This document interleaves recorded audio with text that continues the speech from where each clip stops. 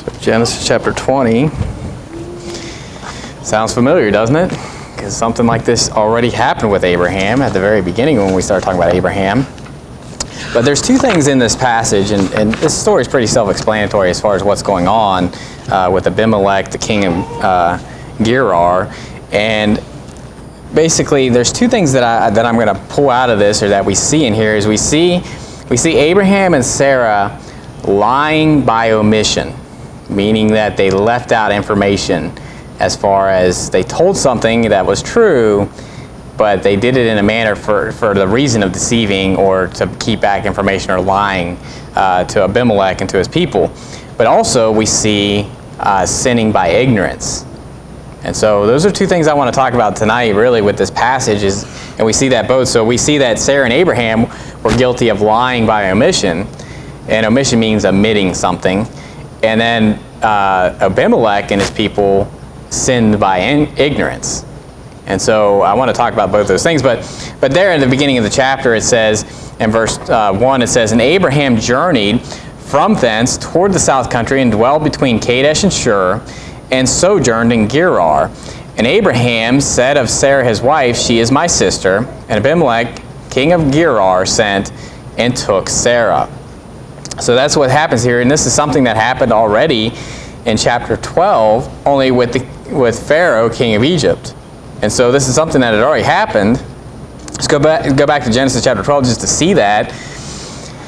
And so Abraham and Sarah do this at least twice. That the Bible records it twice. But as we'll see from what he says at the end of the chapter, or close to the end of the chapter, this could have been happening more than these two times. But notice in chapter 12, verse 10, so this happens right when he gets out of his country pretty much, and then they go down to Egypt. But in verse 10 of chapter 12, it says, "And there was a famine in the land, and Abram went down into Egypt to sojourn there, for the famine was grievous in the land. And it came to pass, when he was come near to enter into Egypt, that he said unto Sarai his wife, Behold now, I know that thou art a fair woman to look upon. Therefore it shall come to pass, when the Egyptians shall see thee, that they shall say, This is his wife, and they will kill me, but they will save thee alive. Say, I pray thee, thou art my sister, that it may be well with me for thy sake, and my soul shall live because of thee." So obviously we already talked about this, how he feared what man would do unto him, and he told Sarai at the time that basically to say that you're my sister and I'm your brother. And that's exactly what he does here. Now notice in verse 11 of chapter 20, because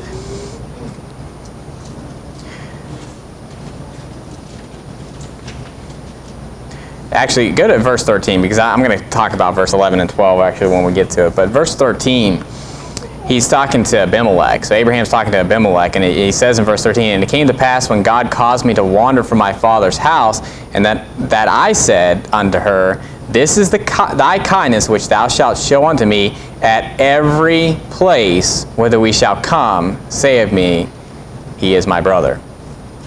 So this is something that from the very beginning, he's like, every place that we go into, say that that I'm your brother, and you're my sister. Okay? And so what we'll see later on is that it's true.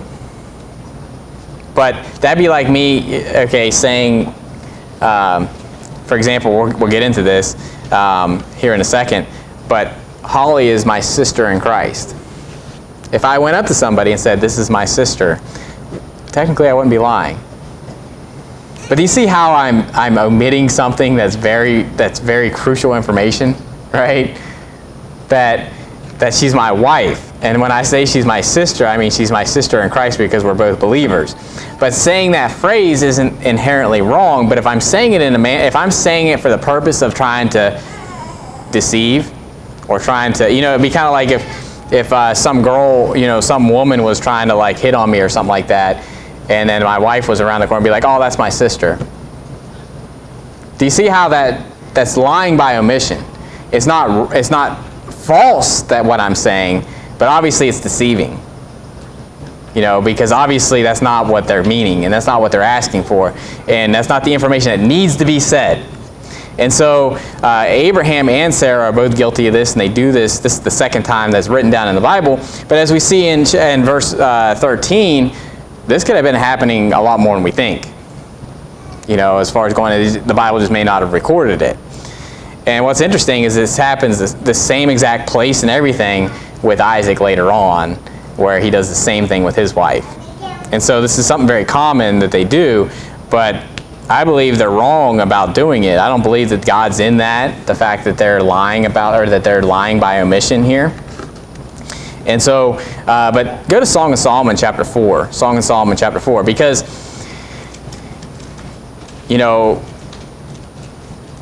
him saying, this is my sister, this is my sister. I mean, yeah, I could say that too. And like I was saying with this, with Holly, I could say that.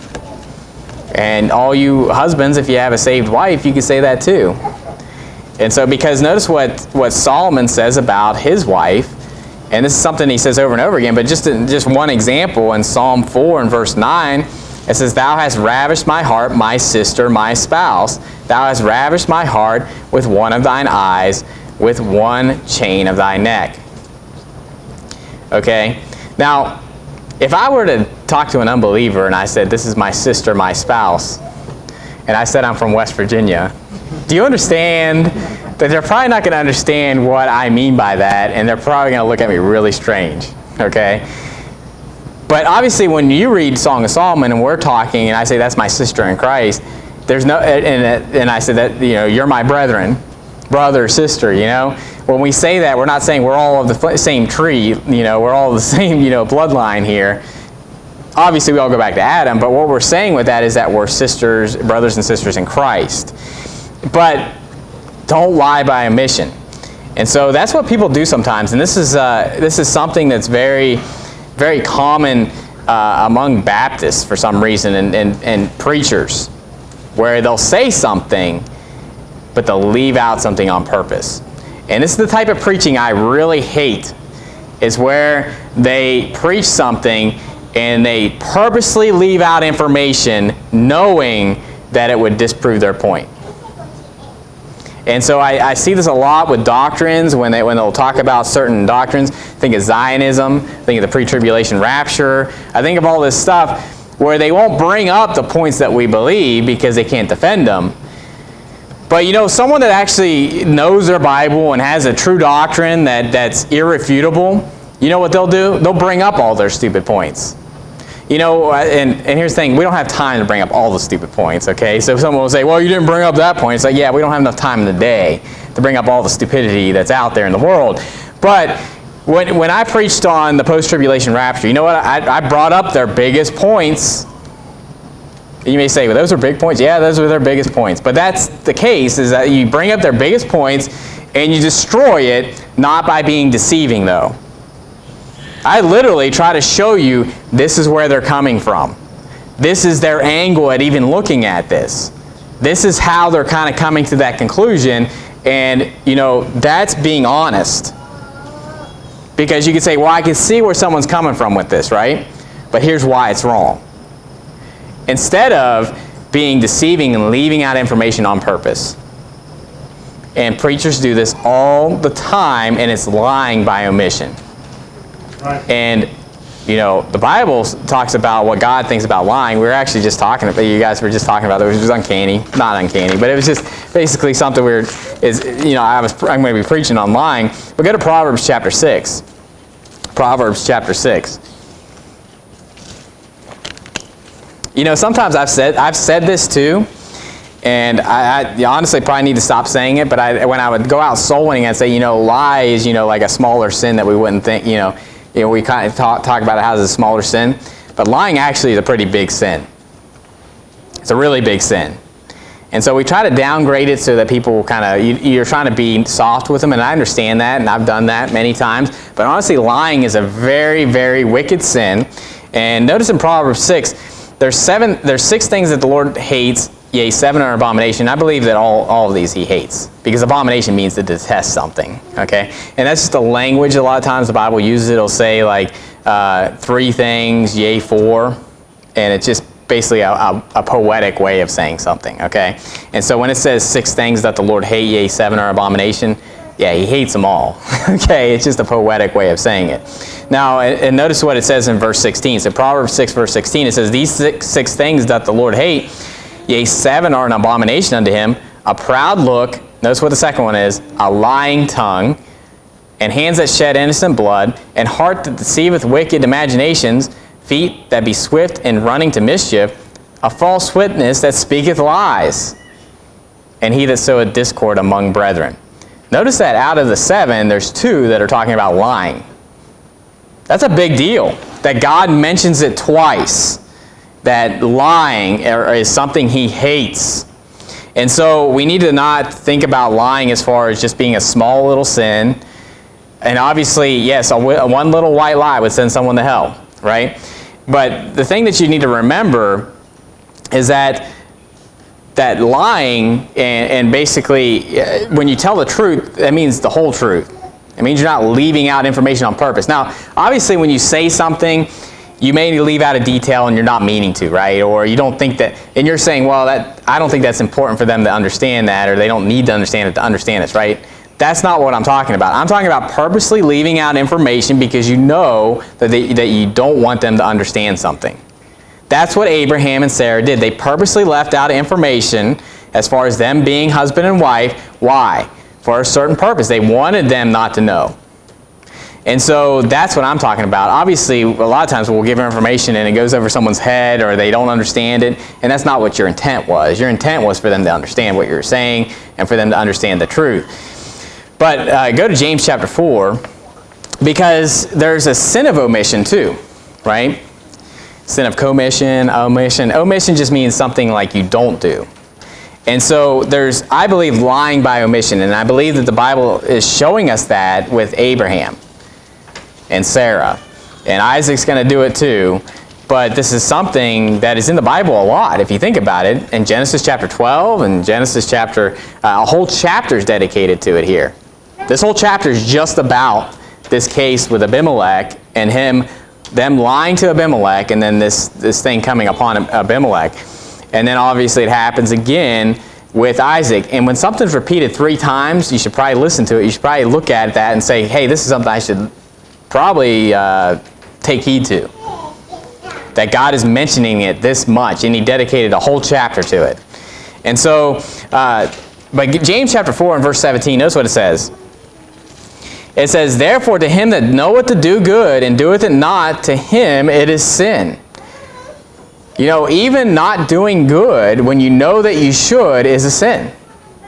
And so that's a sin of omission, right? That's basically not doing something good that you should be. Because when you think of the commandments of God, most of the commandments are, thou shalt not kill, thou shalt not commit adultery, right? They're things like basically don't commit some hurtful thing to somebody, right? That's usually the commandments, and if you're sin, you broke one of those, and that's why, the fulfilling the law is to love thy neighbor, right? But when it talks about knowing to do good and doing it not, that's omission. That's basically omitting things that you could do. And so that's a sin.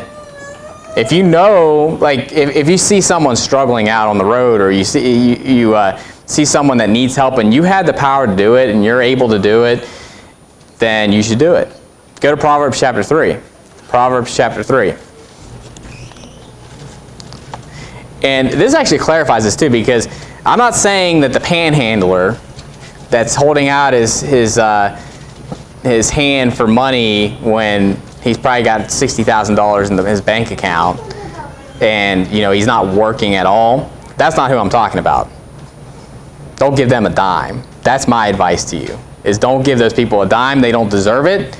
They need to work for their money. Right. But Proverbs 3 actually clarifies this, because if you don't work, neither should you eat. That's what the Bible teaches. But notice Proverbs 3 and verse 27. It says, "Withhold not good from them to whom it is due." Notice that. To whom it is due. That means that there are people that it's not due, meaning that they don't deserve it. Okay, and those are the people that don't work. Those are the lazy people that don't work. And I'm not saying to just give out good things to those people.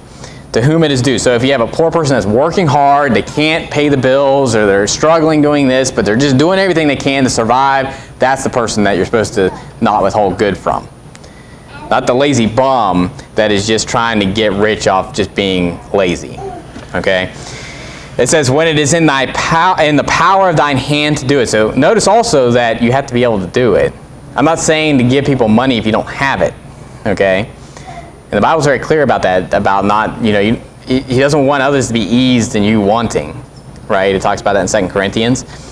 And it says in verse 28, notice what it says, say not unto thy neighbor, go and come again, and tomorrow I will give, when thou hast it by thee. So that's basically saying, if you have the power to do it, and someone's worthy of it, it's due them, meaning that it's not, God wants you to do it, then don't say, okay, tomorrow I'll give it to you, when you have it right there with you.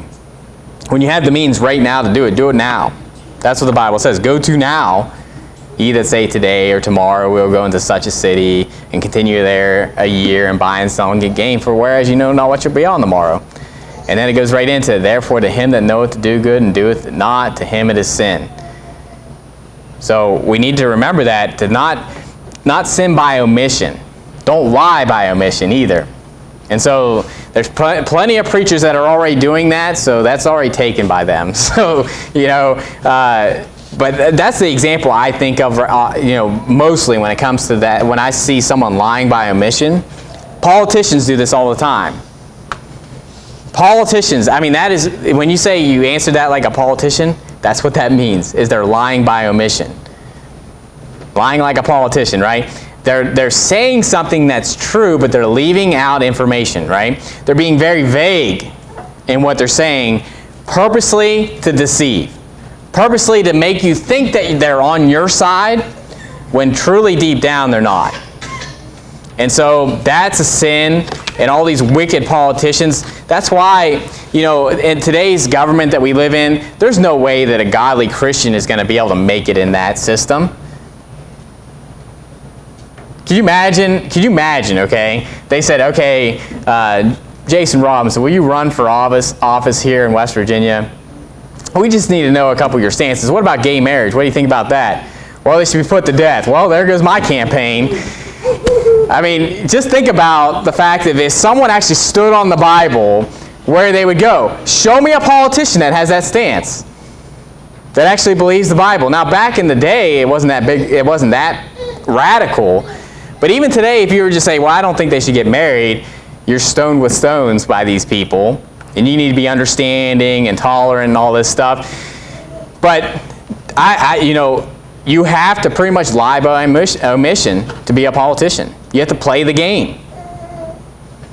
And it's a sad thing when it comes into Baptist churches, when it comes into preaching, to where you're lying by omission. Listen, if I don't know something, I'll just tell you I don't know it. If I come across a verse and it's a hard verse, to just be like, you know what, I may just skip over it, and you may ask me later on, so what do you think about that verse? Be like, yeah, it's a good question. I don't know everything, but instead of me just trying to make it look like I know what I'm talking about, saying some vague thing, and then basically just my mouth's moving, but nothing's coming out, so to speak. You're not getting any good information. What's the point of that? Well, how's that profitable? And so I forget what I was preaching on. Basically, how Baptist pastors a lot of times they'll basically have a sermon and they'll title it one way, and they'll preach something that's completely opposite of the title. And it's like this little cute thing. And sometimes it's okay. I've heard sermons like climbing to hell. And it's like this little cute phrase because you're like, well, wait a minute, hell's down. But what they mean is you got to climb over the cross, you got to climb over the Bible, you got to climb over all this stuff, right? And so it's like this cute little sermon, right? And so, but it's obviously they're saying one thing and they're veering off to something else. Why don't you just say what you mean? Why don't you just say exactly what you believe and stop being vague about it? Now, there are people that are vague about things and they lie, they're saying something by omission because they don't know it. Okay? So there's obviously people that don't know what they're talking about. They desire to be teachers of the law, understanding neither what they say nor whereof they affirm. And so those people are obviously novices and should just sit down and shut up and not be a pastor. But then you have the other people that want to keep everybody happy. They know that there's people in the church that have different stances on different issues, and instead of just preaching it right down the line as far as the way they see it in the Bible, they speak out of both sides of their mouth. They talk vaguely, right? Have you ever been through a sermon where they're talking about a subject and they're like, I think he was talking about this, but I'm not sure, right? I think he was talking about, TV, but I'm not sure. Or I was thinking he was talking about this, but I'm not sure. Why? Because he doesn't just say it like it is. He doesn't just say that, hey, everything on cable television is just straight out of hell. Good luck finding something that's good on there. I'm not saying every documentary that's out there is bad or anything like that. But put it down that if it's coming out of Hollywood, it's against Christ, it's against your values. They're going to put some kind of message in there that you don't want your children to see, and they're going to end up seeing it. Not to mention if you have cable, the reason that's on my mind is because my internet bill went up, so I had to call Comcast, which is, why don't you just punch me in the face before I go do that? Anyway, dealt with Comcast, their customer service. But anyway, I had to talk to them, and they're always like, well, we can get you a better deal if you add on cable or like TV and stuff. I'm like, no, I just want internet. Just give me internet. Stop it. You go to Sam's Club, and they're always like trying to tackle you to get DirecTV or something like that, right? And you're like, stop it. I don't want it. So anyway, all that to say is, like, when someone came up to, they're coming up to be like, oh, we can get you all these channels, you get the channels you want. I'm like, there's nothing on those channels that I want. Nothing. It's all garbage. And so, but anyway, I just saw there was an article that everybody was kind of throwing around about this kids movie that's out there about these dogs, and it's like basically a pedophile, like, grooming type of movie for children to watch. And it's called, what is it called? Show Dogs. Okay, I read the article. Holly posted it and stuff like that. I'm like, what is this? I see everybody posting about this, and I'm like, I don't even want to read it. I'm sure it's bad, but she's like, oh, you need to read it. And so I read this stupid thing, and basically it's basically using dogs to metaphorically teach children to let adults molest them. That's pretty much what the movie's about, and every parent, even people that aren't even, claim to be Christian or hardcore Baptists, they're all like, this movie's smut, it's disgusting, and they say it's a movie to teach grooming, and which is a pedophile term for, like, basically getting children to, like, be okay with that type of stuff. Listen to me, children. We need to bring back the old phrase, stranger danger. Stranger danger. When you see a stranger, listen, you just need to find your parents. Don't ever let some stranger come up to you and try to lead you off somewhere. If you're ever at a playground and some stranger's like, hey, come over here. No. Don't listen to them. Find your parents. And, because there's wicked predators out there, and they're basically preying on the weak.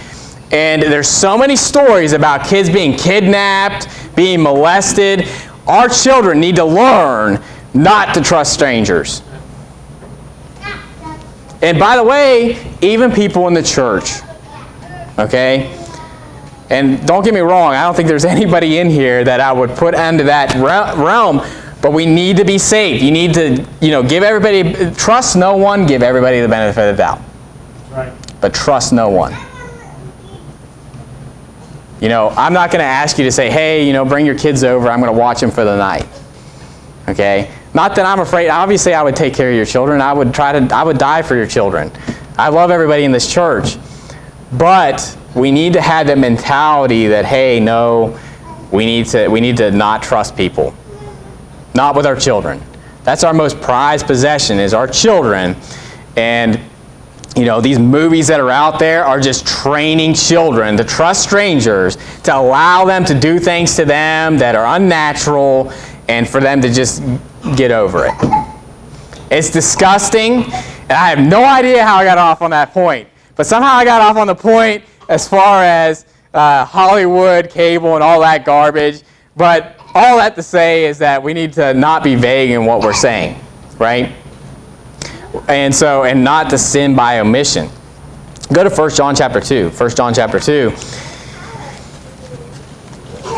Because when you think of the truth, you ever hear, when you go into a court, you say, I promise to tell the truth, the whole truth, and nothing but the truth. Why do they say that?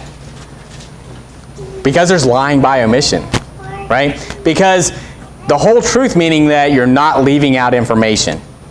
I'm not a lawyer, so I don't know all the technical terms on as far as what all that entails. Now, obviously, you can plead the fifth and just not say anything, right? But when we're talking about the truth, there's no lie in truth. Notice what it says in 1 John chapter 2 and verse 21. It says, I have not written unto you because you know not the truth, but because you know it, and that no lie is of the truth. And obviously, like I said, when you're talking about something, obviously you're not going to be able to give all the details of everything about that subject when you're talking about it, and nor do you have to. The difference is if you're purposely leaving out information. Willingly, purposely leaving out information in order to deceive. In order to give a misconception about what you're trying to say. And that's a lie. It's just a straight up lie, and I hate it. Actually, I probably hate that more than just a flat out lie, okay? Because you know what that does is it insults my intelligence. Have you ever had somebody say something to you and they leave out information and you just know what they're getting at, you know what they're trying to do, and it's insulting to think that they don't think you're that intelligent to figure it out? I hate that. It's insulting to my intelligence. There was this Baptist pastor's wife up in Uniontown, and this is just, I don't know what it is about these old IFB leaders, but they try to trap you. And one time, I probably told this story before, but she said something to the effect, she knew what we thought about the queers. She knew that we thought they should be put to death. And she said something like, hey, we're going to have a fag burning party later on, you guys want to come and all this stuff. And she said it in a very serious, excited to have this, party or whatever. But you know what she was trying to set a trap, because she wanted people to be like, oh yeah, that'd be great.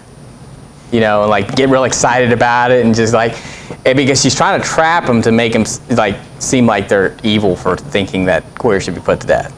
You see what I'm saying? And I knew automatically what she was trying to do. And so before if anyone ever said anything, I said, you better be careful how you phrase that, because I said, Adam Shetler's with me. I said, he'll bring a fag in his truck and drop him off and think that we're actually going to do this. And obviously I was joking, but I knew where she was going with that, and I hate that, because all that is just a trap. It's lying by omission. She was purposely trying to misconceive what she was saying, to try to get people to say something so that they can accuse. The Pharisees did the same thing. They were trying to catch Jesus in his words constantly, and they'd say something to try to say something that was close, and they were trying to get him, they were goading him into saying something that he shouldn't say. And so, anyway, it's very wicked. It's something that we need to learn not to do. And in this case with Abraham and Sarah, they were doing it because they were afraid. Okay? So it's still wrong. But they were doing it because they were afraid of what man would do unto them. They were afraid. And here's the thing, in this story, you know how old Sarah is? 90. I mean, good night. She must have been like Eve, straight out of the Garden of Eden.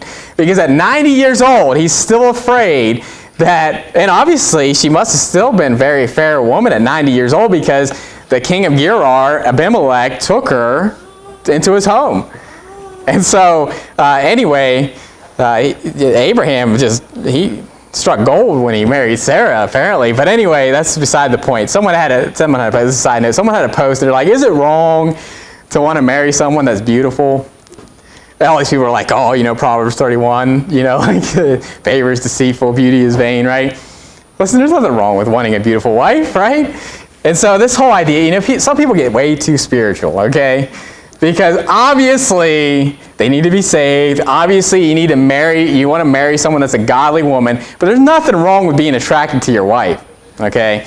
And so obviously Abraham didn't think there was anything wrong with that, because every country they went into, they wanted his wife. So apparently she was very beautiful. So don't think, I got to go find some troll to marry, I mean, You got to live with that person the rest of your life. This is good advice, young men, okay? This is good advice to remember that you want to be attractive. Now, I'm not saying she doesn't need to be a supermodel and you don't want that. You know, obviously Abraham had problems with that in the flesh, right? He's constantly worried about his wife. And so, but anyway, I need to stop watching what people write because it's just some crazy stuff out there. But, so anyway, with this case, this is what the Pharisees did a lot, right? They, and you don't have to turn there, but Matthew 23, verse 23, Jesus is rebuking them, saying, "Woe unto you, scribes and Pharisees, hypocrites, for you pay tithe of mint and anise and cumin, and have omitted the weightier matters of the law, judgment, mercy, and faith. These ought ye to have done, and not to leave the other undone." And so they omitted the bigger things, and you think of faith, mercy, and judgment, and you think about those being more so like doing good unto others, mercy, and all this other stuff, and sins of omission. And so we need to be conscious of that. And obviously, when you're looking through the Bible, you need to remember, hey, I need to. The Ten Commandments, not to covet, not to steal, not to lie. Those are big things that you need to be thinking about. But you need to also be thinking about the fact of, therefore to him that knoweth to do good and doeth it not, to him it is sin, and be constantly reminded about that. And so obviously soul winning comes up when you think about that. You think about helping the poor. And obviously to whom it is due. Because, like I said, panhandlers and these people that are a bunch of bums that need to get a job. And, that's not who I'm talking about. But there are poor people out there. There are people that are struggling, that need help, and those are the type of people that we need to help if we have the means to do it. But going back to Genesis chapter 20, so God reveals the truth unto Abimelech. You know what that tells me? In all these stories, God is revealing this information. You know what that tells me is that He wants them to know it. That what Abraham and what Isaac does later on wasn't right because God's saying, listen, this is what's going on. I'm trying to help you so you don't mess up here. So Genesis chapter 20 and verse 3, this is where God comes to Abimelech in a dream to tell him this. And, God is very, He's merciful to him. But notice what it says in verse 3. It says, "But God came to Abimelech in a dream by night and said unto him, Behold, thou art but a dead man. For the woman which thou hast taken, for she is a man's wife." But Abimelech had not come near her, and he said, "Lord, wilt thou slay also a righteous nation? Said he not unto me, She is my sister? And she herself said, He is my brother. In the integrity of my heart and innocency of my hands have I done this." So you may say, well, maybe he's just saying that, right? It was just innocent, and it was the integrity of his heart. Well, God, basically confirms that what he said is right. Notice in verse 6, "And God said unto him in a dream, Yea, I know that thou didst this in the integrity of thy heart." So he's confirming that, saying, hey, I know that you didn't know this. And so he's coming to him, being merciful to him. It says, "For I also withheld thee from sinning against me, therefore suffered I not to touch her. Now therefore restore the man his wife, for he is a prophet, and he shall pray for thee, and thou shalt live. And if thou restore her not, know that thou shalt surely die, thou and all that are thine." So God's basically warning him, though. He's saying, I know that this is an integrity of your heart, but you better give her back, because if you don't, you're going to die, and everybody that's with you. And so God's stepping in here before something bad happened. But notice Abimelech, he's like, I did this in integrity of my heart. I had no idea. Basically saying I had no idea. She said he's my brother. He said she's my sister. That's the information that he had in front of him. And so he didn't think he was doing anything wrong. And so, God saw that, though. He saw the integrity of the heart. But you know what really it jumps out to me about this? It's both with Pharaoh, king of Egypt, and with Abimelech here. And then it's going to happen again with Isaac. Is notice in Acts chapter 10. Because people want to talk about like how, God just hates all these other nations, and there's no other nation out there where there's believers or people that are good people or righteous people. And that's what the Jews want you to think, is that basically all the Gentiles are a bunch of heathens that hate God. Okay? But notice this is the king of Gerar. This is Abimelech. He's not He's not of Abraham, obviously. And he's saying to God, are you going to slay a righteous nation? You know, I did this in integrity of my heart. And God said, you did do it in the integrity of your heart. And notice in Acts chapter 10, verse 34, this is when Peter is preaching to Cornelius, who also was not a Jew. It says, then Peter opened his mouth, in verse 34, and said, of a truth I perceive that God is no respecter of persons, but in every nation he that feareth him and worketh righteousness is accepted with him. Notice, right after this is where he tells all his people, and they all feared and trembled. Why? They feared God. They heard this from Abimelech, that God told them this, and they were fearing God, and God saw that. And so this nation wasn't some, and that's where Abraham's going to come in and say, I thought this would be a wicked nation, that you would kill me for my wife and all this stuff. And so you see what assuming gets you? And so Abraham just assumed that this was a wicked nation that was going to take his wife from him and kill him and all this stuff. And it turns out they weren't. That this guy had actually a really good heart about it, and he wouldn't have done that. And so, you need to, like I said, sometimes you need to give people the benefit of the doubt, even though they're not saved. They may actually be a decent person, like Cornelius was. He was a righteous and upright man, wasn't saved. And I don't know if this king of Gerar was saved, but he seemed like a pretty good guy as far as in the uprightness and integrity of his heart. And so, but after this, so he tells his people, and they're sore afraid. Notice in verse 8. So Genesis chapter 20 and verse 8, it says, therefore Abimelech rose early in the morning and called all his servants and told all these things in their ears, and the men were sore afraid. So notice the fear of God that came upon them because of what they heard and what they found out, right? Think about that. You just realize that you almost committed adultery with someone's wife, and God held you back from that and gave you the information and the horror of the thought of doing that, right? And so these people aren't horrible people. They're all like afraid of what God would do to them and about what would have happened. Notice in verse 9, now Abimelech is going to rebuke both Abraham and Sarah. And I believe they deserve it, okay? And so, the Zionists out there would be like, oh, Abraham never does wrong. And we're going to get into Jacob, because the same Zionists will be like, when Jacob supplanted Esau, that was right. When he lied to his father, that's another sermon for another day. But what you got to realize is though Abraham was the friend of God, he still made mistakes. He still sinned. There's still not a just man upon earth that doeth good and sinneth not. Right. And the Bible gives us these examples. Why do we see these examples of that where they were faulty? So you don't think they're God men. They're men of God, and he was a prophet, as God said. But he's not a God man. He's not God, right? And so, you may say to yourself, well, Abraham was a friend of God, but I can never be the friend of God. Well, look at the stuff. Look at the mistakes he made. He married a handmaid that his wife told him to marry. He lies twice about his wife being just his sister and not his wife, and almost like brings judgment on two different nations because of that. And so you think about these different people think of Jacob, Israel himself, and all the mistakes he's going to make. We haven't got there yet, but why is that important to see their faults? Why does God record all their faults? Well, probably so you can see, hey, they had faults, I have faults. Guess what? You could be just as much the friend of God as Abraham. Right. You could be just as righteous as Daniel, Noah, and Job, where God said if these three people were in the city, I'd only save them. And so sometimes it's good to see these things. First of all, we learn a lesson.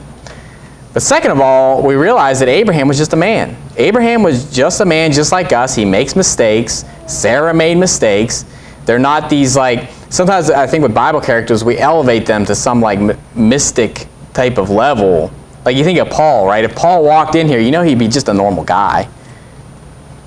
He's not like, you see all these paintings where they got this saint thing over their head and they're like doing the little, I don't know what that symbol thing is where they put their two fingers up and all this stuff and they're holding a lamb. I don't know what all that stuff's about. But all I'm saying is that's what you think about, right? When you think of, I'm getting ready to preach against the Catholic Church, okay? So it's on my mind.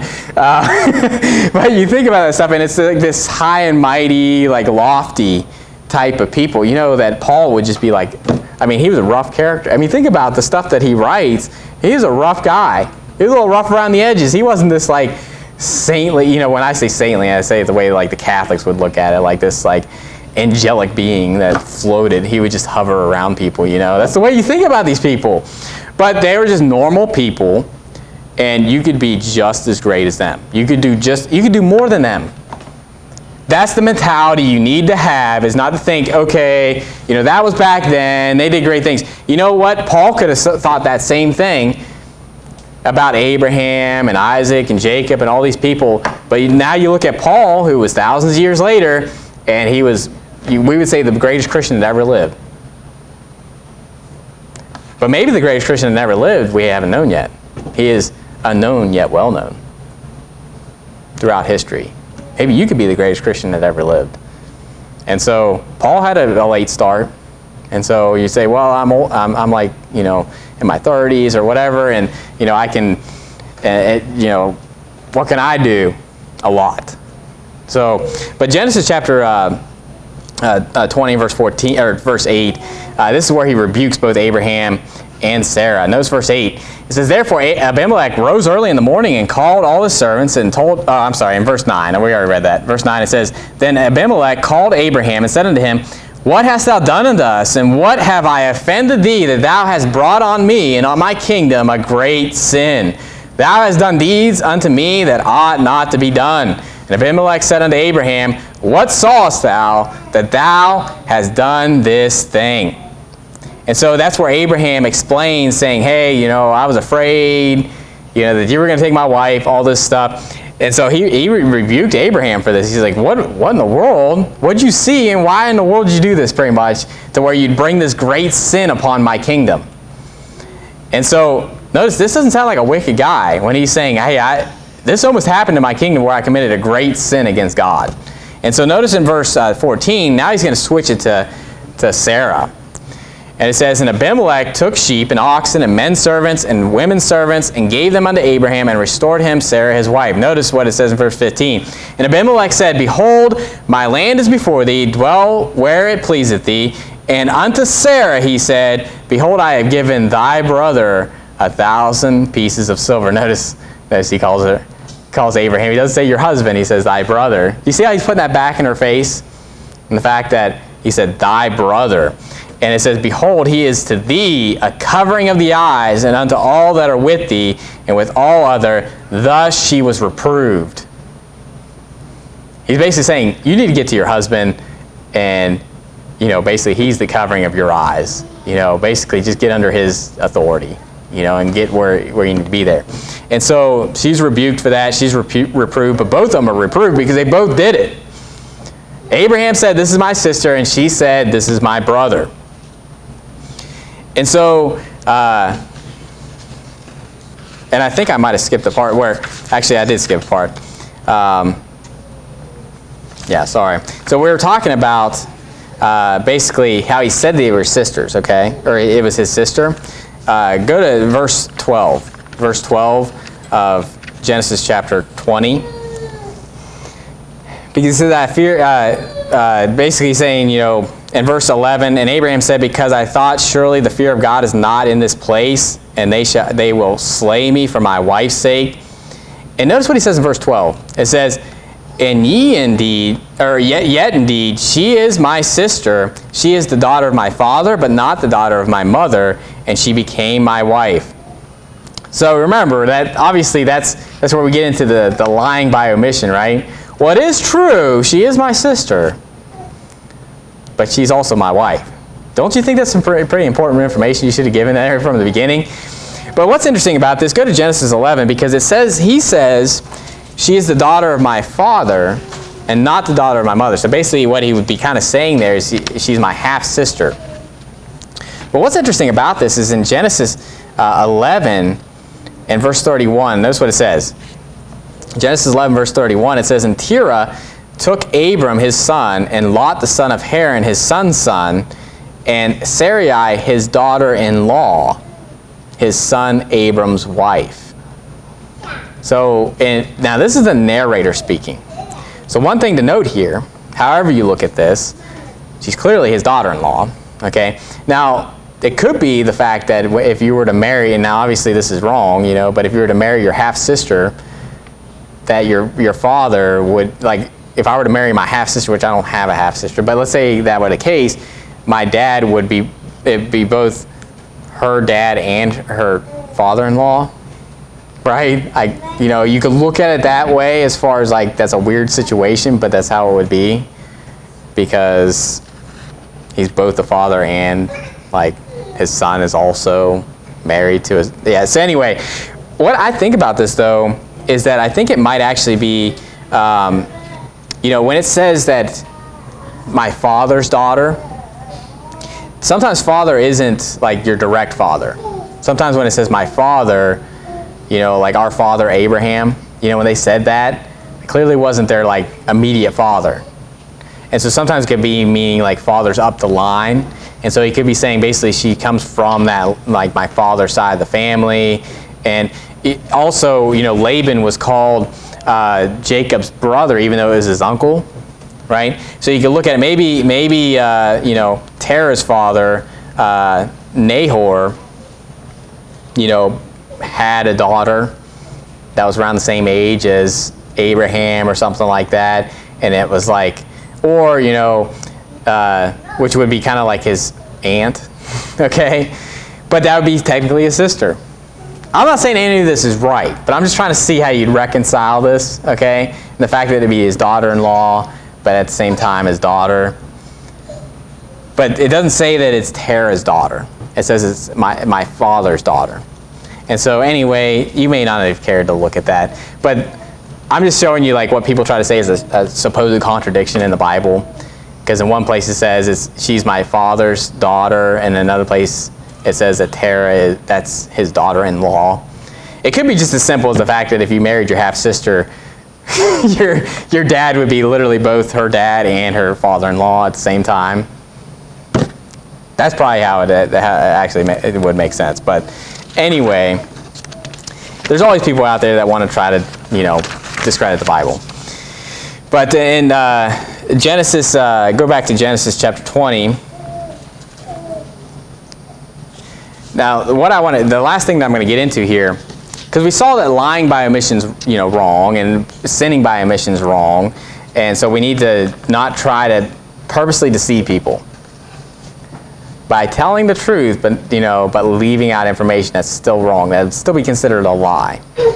Now, also, what I was saying, we think about lying by omission, but we also think about sinning by ignorance.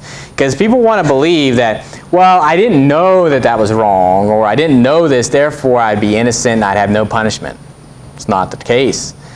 There is a lighter punishment dealing with the sin of ignorance, but there's still punishment. Because you think about people that are like, well, I didn't know that I would go to hell. Think about people that maybe weren't shown that they would go to hell for their sin. That doesn't matter. It's still sin.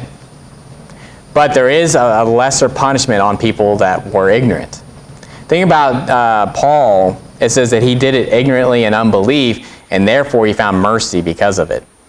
And so, but so Genesis chapter 20, what you want to see here is that even though Abimelech had no idea that Sarah was someone else's wife, they were still being judged because of it. And in verse 17, it says, so Abraham prayed unto God, and God healed Abimelech and his wife and his maidservants, and they bare children. Notice verse 18. For the Lord had fast closed up all the wombs of the house of Abimelech because of Sarah, Abraham's wife. Notice the judgment of God was upon Abimelech and his house because of Sarah, even though he didn't know what he was doing was wrong. So that would be what you would call a sin of ignorance. It'd be kind of like if you married somebody, that was someone else's wife, You know, like a man marries someone that was someone else's wife and he didn't know it, it'd still be sin. It wouldn't be as bad because you were ignorant of it, but it'd still be a sin. And, you know, with Abimelech, it's still sin. They were still receiving judgment of God because of this. Now, the Bible talks about this. It talks about the sin of ignorance or sinning presumptuously or willingly. And so that's something that we need to remember, that if you sin willfully, there's a lot more sore of a punishment on you than if you sinned by ignorance. Meaning, like, you didn't know that was wrong, but you did it. That's a lot less punishment on that than if you know it's wrong and you're like, I know it's wrong, I'm going to do it anyway. So go to Leviticus chapter 4. And don't worry, we're not going through all of the sin, all the offerings for the sin of ignorance. But I just want you to see that this was a thing. You know, in the Old Testament, they had offerings just for cases of when someone sinned by ignorance. And the New Testament actually picks up on this and recalls it. And you know what? It's still the case now. Because it's brought up in the New Testament. And actually, if you sin willfully in the New Testament, it's a sorer punishment. Because we have more of the Bible now. We have more information. And so in Leviticus chapter 4 and verse 1 it says, And the Lord spake unto Moses, saying, Speak unto the children of Israel, saying, If a soul shall sin through ignorance against any of the commandments of the Lord concerning things which ought not to be done, and shall do against any of them, if the priest that is anointed do sin according to the sin of the people, then let him bring for his sin which he hath sinned a young bullock without blemish unto the Lord for a sin offering. So this whole chapter deals with the sin of ignorance. And so, your homework tonight is go to read Leviticus chapter 4. We're not going to go through the whole thing tonight. But go to Hebrews chapter 10. Hebrews chapter 10. And I want to show you this in the New Testament, and I want to show you where it calls back to with this, because the New Testament really more so covers, in Hebrews chapter 10, about sinning willfully, sinning presumptuously. In the Old Testament, it really covers more so the ignorance part of it. But know that there's a difference in punishment. Let's say you committed the same exact sin. Two people committed the same exact sin. One didn't know it was a sin. The other one knew it was a sin. The one that knew it was a sin is going to get a lot harsher punishment than the one that didn't know it was a sin. But guess what? They're both going to be punished. So that's the one thing to get out of this, is that there's still a punishment. Notice there was still an offering that had to be made. There was still a sacrifice that had to be made, even though they were ignorant of it. And so in Hebrews chapter 10 and verse 26, and people usually take this passage, and I've heard people try to use it to say you can lose your salvation. This is clearly talking about believers and being chastised by God. Okay? It's because it's talking about His people. Notice what it says in verse 26.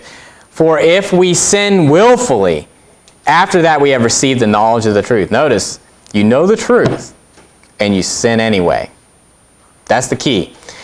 There remaineth no more sacrifice for sins. Notice there was a sacrifice for the sin of ignorance. But there's nowhere in the Bible, if you look through the Old Testament, for a sacrifice for someone that sinned presumptuously. And notice what it says in verse 27. Because, there's cases like this. Think about the person that was put to death for picking up sticks.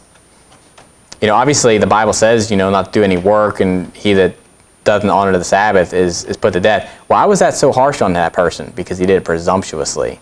He willingly, purposely picked up sticks on the Sabbath because he despised the commandment of the Lord. And so, notice, and it gets into that, because notice what it says in verse 27. But a certain fearful looking for of judgment and fiery indignation which shall devour the adversaries. He that despised Moses' law died without mercy under 2 or 3 witnesses. Of how much sore punishment, suppose ye, shall he be thought worthy, who hath trodden under foot the Son of God, and hath counted the blood of the covenant, wherewith he was sanctified, an unholy thing, and hath done despite unto the Spirit of grace. For we know him that has said, Vengeance belongeth unto me, I will recompense, saith the Lord. And again, the Lord shall judge his people. It is a fearful thing to fall into the hands of the living God. Notice we're talking about His people. Now go to and go to Numbers chapter 15. This is we'll be kind of almost ending with this. There'll be one more passage I'll take you to, but Numbers chapter 15. But I'll read Exodus 21. Exodus 21 verse 14, it says, But if a man come presumptuously upon his neighbor to slay him with guile, thou shalt take him from mine altar, that he may die. And so the presumptuous, you think about there's difference between first-degree murder and second-degree murder and manslaughter, right? Manslaughter would be like if I hit somebody with my car and it was like an accident. I killed them, but I didn't mean to. It was an accident. That'd be manslaughter, right? But when you think of first-degree murder, that's like premeditated, right? You hated that person and you willingly went out to murder that person, right? And so there's a difference, and there's difference in penalty, right? If you accidentally kill somebody in the Bible, you're not to be put to death. But if you murder somebody presumptuously, you are to be put to death. And so, but Numbers chapter 15 and verse 22 start there. This covers both the ignorance and the presumptuous sins, and you're going to see that it really mirrors what's said in Hebrews chapter 10, especially with the presumptuous sins. And understanding what's being said there when it says, if we sin willfully after we receive the knowledge of the truth. Meaning that if you know what you should be doing and you don't do it purposely, then there's no more sacrifice for sins. Basically you can't just say, it's kind of like if you were to willingly sin and be like, I'm going to ask for forgiveness and hope God doesn't take this out on me. No. God is not mocked, for whatsoever man soweth, that shall he also reap. Okay? And obviously God is merciful and everything else, but don't think that just because you're constantly asking for forgiveness for sins that you commit, that God's not going to chasten you for it. He'll forgive you of it, but he'll still chasten you, right? It's kind of like when my children act up, which, with Clara, that's often. But the thing is that I forgive her of all the stuff that she does. It doesn't mean she's not getting a spanking, right? I forgave her before, I even gave her a spanking. But I'm still giving her a spanking because she needs the punishment. And so in Numbers chapter 15, verse 22, it says, And if ye have erred and not observed all these commandments which the Lord hath spoken unto Moses, even all that the Lord hath commanded you by the hand of Moses, from the day that the Lord commanded Moses, and henceforward among your generations, then it shall be, if aught be committed by ignorance, without the knowledge of the congregation, that all the congregation shall offer one young bullock for a burnt offering, for a sweet savor unto the Lord, with his meat offering and his drink offering, according to the manner, and one kid of the he-goats for a sin offering. And the priest shall make an atonement for all the congregation of the children of Israel, and it shall be forgiven them, for it is ignorance. And they shall bring their offering, a sacrifice made by fire unto the Lord, and their sin offering before the Lord for their ignorance. And it shall be forgiven all the congregation of the children of Israel, and the stranger that sojourneth among them, seeing all the people were in ignorance. And if any soul sin through ignorance, then he shall bring a she-goat of the first year for a sin offering, and the priest shall make an atonement for the soul that sinneth ignorantly, when he sinneth by ignorance before the Lord, to make an atonement for him, and it shall be forgiven him. See a pattern here? The ignorance, and they give a sacrifice for that, no matter who it was, stranger or anybody, priest, congregation, an individual, a stranger. It doesn't matter. If they did through ignorance, they do this thing. And notice what it says in verse 29. Ye shall have one law for him that sinneth through ignorance, both for him that is born among the children of Israel and for the stranger that sojourneth among them. Notice how God's not a respecter of persons, whether you're a stranger in the land or whether you're born in the land. If you sin through ignorance, it's the same law. Now notice it's going to switch gears here. Notice in verse 30. Now this is where it really gets familiar when you're looking at Hebrews chapter 10. But the soul that doth aught presumptuously, whether he be born in the land or a stranger, the same reproacheth the Lord, and that soul shall be cut off from among his people, because he hath despised the word of the Lord, and hath broken his commandment, that soul shall utterly be cut off, his iniquity shall be upon him. Sound familiar? He that despised Moses' law died without mercy under 2 or 3 witnesses. So what's it mean to presumptuous? It means you despise the word. If you sin willfully after you realize what you're supposed to be doing, and don't get me wrong, I'm sure we've all done it, but we need to realize the consequences to that. With much knowledge is much sorrow. Think about it. The more you know about the Bible, the more you're going to be accountable for what you do. And so, obviously, that's not saying, don't learn the Bible. It'd be I don't want to know everything. I don't want to know all that, because then if I do it, it's going to be even worse. No, we need to obviously increase in knowledge, but to whom much is given, much is required. Now, go to Luke chapter 12, and I'm going to end with this. So what are the two things to learn from this passage with Abraham and Sarah and with Abimelech? One, don't lie by omission. Don't sin by omission. Be a straight talker. If I'm going to say anything, just be straight down the line. Don't try to purposely misconceive what you're trying to say. Basically just tell people what, and you don't have to be mean about it, but you just tell people what you believe, what you think, and don't purposely leave out information that's crucial for people understanding. And so, but also the fact of thinking about the fact that sinning by ignorance is still a sin, and it's still punishable. So that's why we want to know the Bible. That's why we want to know the commandments, because how are you going to keep the commandments if you don't know them? And so a lot of people in America, and a lot of Christians are sinning by ignorance because they don't know the Bible. But don't go the other route too when you know it to still sin, to still go after that, knowing that it's wrong, knowing that you shouldn't do it. But Luke chapter 12, verse 47. This will have a little more meat on it when you think about sinning ignorantly compared to sinning willfully.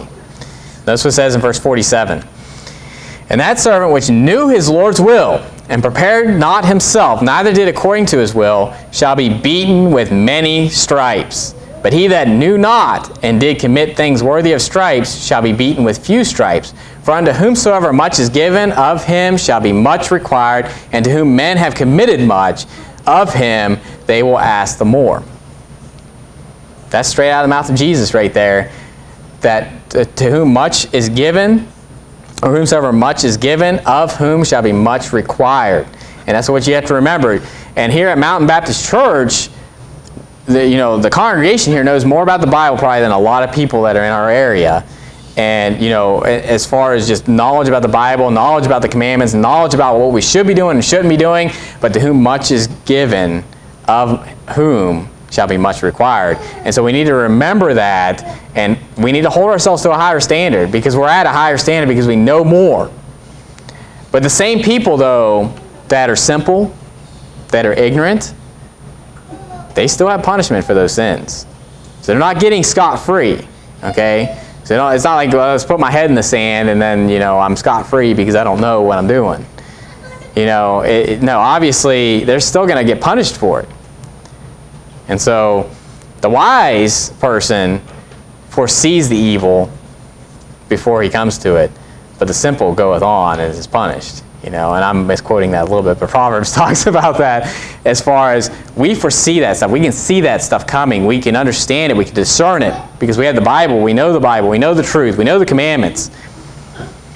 But the simple, the person that doesn't know the Bible, they're just falling into the ditch. They're falling into all these sins, and they don't realize why everything's going bad for them. I'm talking mostly about Christians here, because I'm talking on that realm of things. But yeah, we know the truth, but don't be one of those that sins presumptuously, because it was bad back in the Old Testament, but it's even worse now as far as the punishment. That's what the Hebrews chapter 10 is saying. How much sorer punishment shall you be thought, who have trodden underfoot the Son of God? And so you think about how much more information we have. How much more has been revealed. We know more than the ancients. We know more than the prophets. They desired to look into these things. The angels desired to look into these things. All the prophets inquired of it, but we know it. We have all this information. And yes, we're still looking through a glass darkly, and we still don't have all the information. We still prophesy in part, and until Jesus comes, but we still know more than everybody else before us. So just remember that, be a word of caution. And so this is a great chapter, a whole chapter dedicated to this story, so it obviously is an important subject. To remember not to lie by omission, but also to not forget that just because you sin ignorantly, there's still punishment for that. So we need to know the Bible. We need to know the commandments so that we don't sin ignorantly.